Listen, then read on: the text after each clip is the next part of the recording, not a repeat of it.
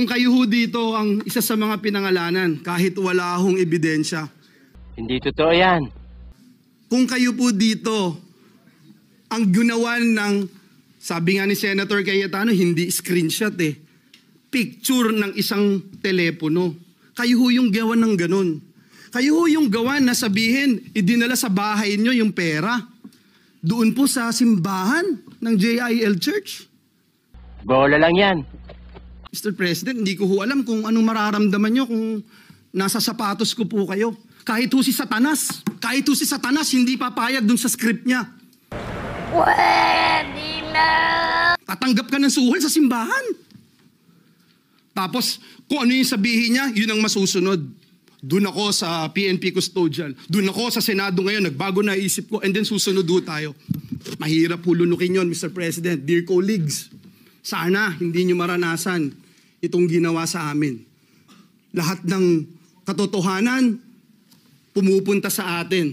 Yung sinasabing CA member ako, 2023 of October, 2024 po ako naging CA. Ang dami nyo rito, kalahati po dito CA nun. 2023, sabi, kino-confirm si Secretary Bonoan. 2022, confirmed si Secretary Bonoan.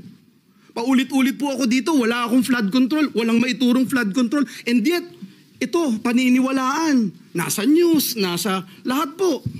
Dito sa atin, binanggit yung mga kongresista, pero wala, parang falling to deaf ears, Mr. President. Again, Mr. President, hindi ko kailangan na may sumuporta sa akin dito sa Senado. Kahit isa po dito sa Senado, I appreciate yung mga naniniwala. Kung hindi kayo naniniwala, it's not my problem. Ang alam ko lang, Mr. President, mahirap na ikaw paparatangan tapos sa mismong sarili mong bahay, hindi ka maproteksyonan. Sa mismong sarili mong bahay, pinagdududahan ka o hindi ka man lang mapakinggan, Mr. President. At parang ang nagiging dating ngayon, kung ano ang gusto ni Bryce, nitong assistant district engineer, siya po yung masusunod. So yun lang Mr. President. Akin po, kung ibabalik po siya dito, let the plenary decide and let's continue to abide by our rules. Marami pong salamat, Ginoong Pangulo. Sana all.